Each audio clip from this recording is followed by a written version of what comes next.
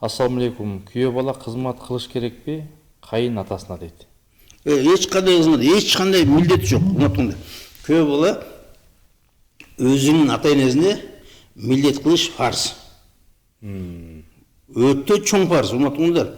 Эгерде ата эне ыраазы болбосо, ал бейишке кирбейт, эркек киши. Эркек киши ошо атасына, энесине кызмат кылыш үчүн жакшы аял алыш керек. Мен ата энеме жакшы кызмат кылсын деп. Башында, планында, урматканда, планда өзүнүн кызына жаш кезде баланы үйлөгөндө, баланы үйлөп атканда ата эне тандайт. Ошол баламдын эмеси, аялы, келин бизге кызмат кылсын деп. Анан деп карап жүрүп, анан тың мүнөзү жакшы кызды көрсө, ошак кула түшчү. Ата эне бериш керек, ата эне алыш керек, ата эне тандаш керек келинди. Бизде болсо жок, барып ар ким менен сүйүшүп, күйүшүп, 5 жигит менен жүргөн, 6 жигит менен жүргөн кыз менен күйдүм, сүйдүм, өлдүм деп отуруп, ошону алып келет. Бөшүни. Анан проблема болот да. Ошон үчүн урматтуулар, ар ким өзүнүн журту менен болсун. Эркек киши өзүнүн журту менен. Эркек кишинин аялы да бияктын журту болот. Кайын журт бир жолу тойдо көрүштүңбү мына? Ассаламу алейкум болду. Анан кээ бир учурда эле келип көрүшүп кой, бириң кеделе. Болду. Өзүңдүн оокатың кыл. Ар бир куда өзүнүн оокатын кылсын. Ар бир куда өзүңдүн журтуң барбы? Ошо журтуң менен бол. Өзүң журтуңдун оокатын кыл. Ошо өзүнүн аке экөөң менен бол. И балдарың да сен менен болсун. Кайын журтун менен ишиң болбосун сен. Эч кандай ишиң болбосун кайын журт менен. Кайын журтка каттаба, барба. Эч көрүнбө аяка. Кээде бир аялың сагындым дегенде бир 2 жыл 3 жылда бир барып алып койсоң, бүттү ошо менен.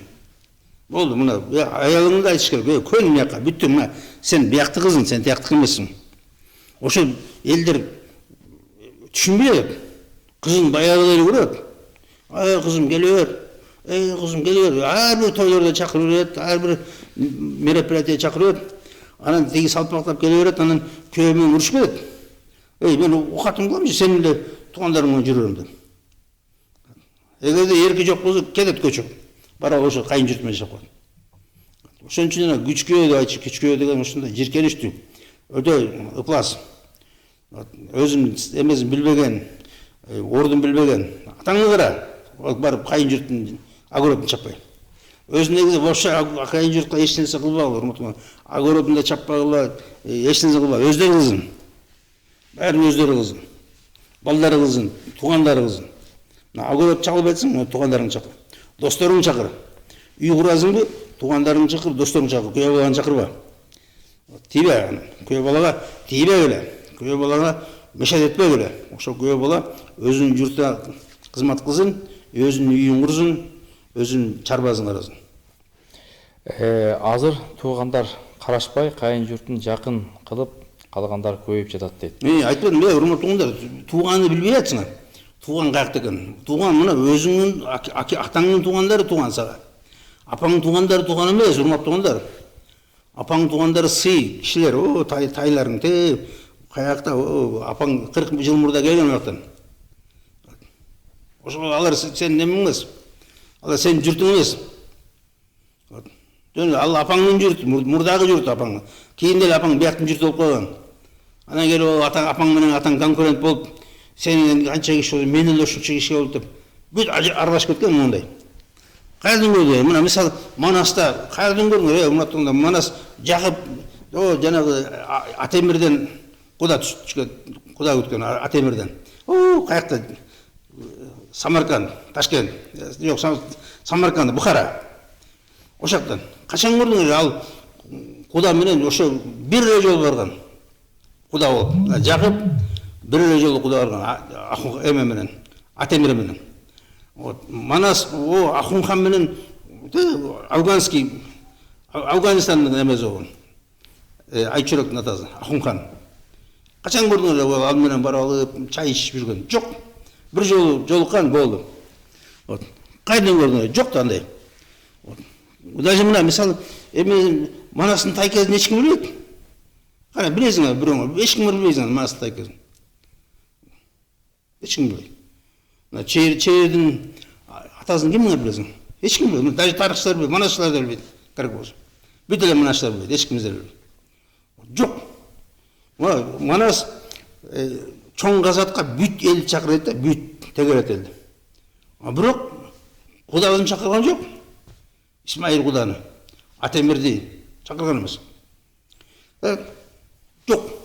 Болгон эмес андай тайлар менен мындай төмөлө мындай аралашып жүргөн болгон эмес ошондой. Тайкалар менен. Сый болгон. Тайка менен жел сый болгон. Ошон үчүн аралашкан эмес. Даже кызы менен аралашпаш керек. Кызы менен болду, кызым. Барда эми ошол жерден очор-бачар көй. Ошол жерден өнүгүп кет. Ошол жерден жакшынака бактылуу болуп кет, бактыңды тауып кет. Бияка келбе, бияка мешет этпе.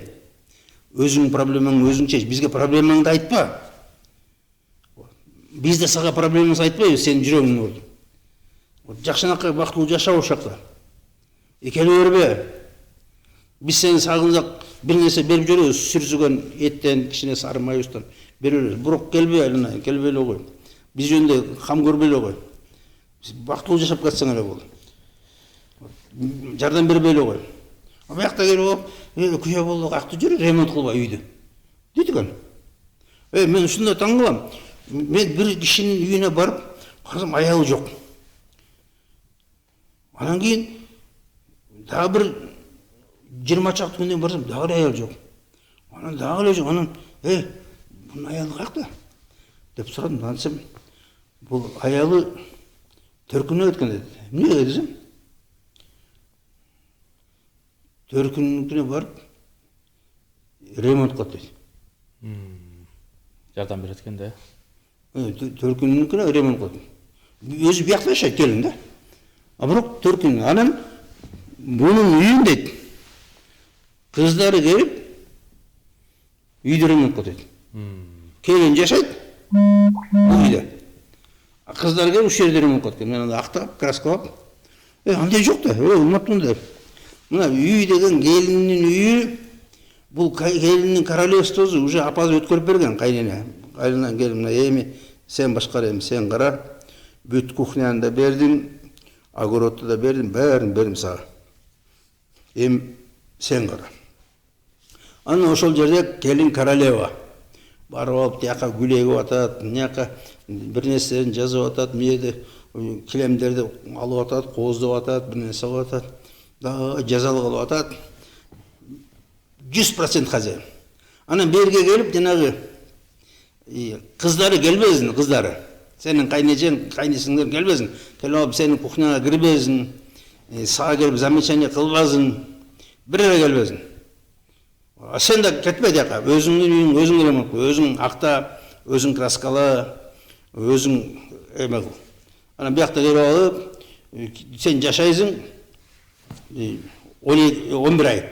Анан 1 ай кетип калат экен. Анан кийин келип кайнежелер, кайнесиңдерге үйүн ремонт кылат экен. Ошондой деңгээлге барып калып да. Жок. Мынтонда. Келин бирде метр жылба үйүңөн. Кетпе, чыкпа бияка. Бул сенин территорияң. Эч кимге бербе. Ошол территорияны эч кимге бербе. Вот сенин үйүң, сенин королевствоң. Асыке суроолорго. Жана кайнежелер бе, келиндин кайнежелери. Келип алып эле кетип калсың. Бу жерде жүрө бербесин. Тез кетип калсың. Бияка келип кухняга кирбесин. Ачкаларыңыз болсун дейт. Телефон номериңизди сурап атат. Сиз менен сүйлөшө турган сөздөрүм бар эле дейт. Менин жолдошум ажырашып, жоомду бербей жүрөт. Шариятта кандай жоо дейт. Өтө көп суроолор көп болот ачка. 50 суроо. Ким жолдош деген эркегиби же аялыбы? Аялы. Аялы. Урматтуугундар, жанагындай эркек киши эгерде ажырашса жообун бериш керек. Өзү күнөөкөр болот. Эгер эркек киши өзү ажырашса. Анан аял киши өзү ажырашып алса, ал жарабайт. Ал өзү жарашканга эметкенге укугу жок.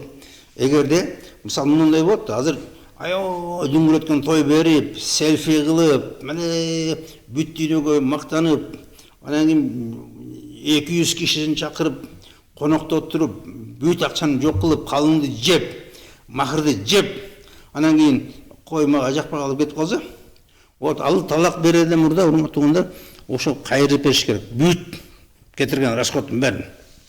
Ошо махырын, калыңды, алдага кеткен расходтун бәрін кайрып бериш керек. Эмесе чоң күнөөкөр бар. Вот ошону талап кылыш керек, бергиле анда. Мына бизде мындай да, махырды сураганды билет, кайрып берген билбейт. Келип алып, сен эмени ал, келиниме берген. Анан 3 комната квартира ал, анан келиниме берген менен 3 комната квартира көчүп барабы да, все кетип деп туруп, күйөөңө талак берип коет. Ушу кантип болду? Бул чоң кыянат да, бул афера. Ошон үчүн эгерде кыз жашабайм десе, анда бәрін кайрып берсин. Ошо тойго кеткен чыгымды да, жанагы калыңды бәрін кайрып берсин. Анан талак алсын. Эгерде антпесе, кыз күнөөкөр болот. А эркек киши жашагым келбей калды деп кетирсе, анда талак бериш керек. Анан бирок мисалы азыр ушундай болот, аялдар сен мени бага албай койдуң, мени жакшы бакпай койдуң деп, үйдө орточо эле элдин баары жашап атат. Ошол шартта. Башка келиндер деле ушундай шартта жашайт. Жок, сенин кызыңа жакпай калды. Ушуда жашообу? Ушуда кийинби? Ушуда укатпы деп. Жашатпайбы башкалар? Башка келиндер жакшынакай жашайт.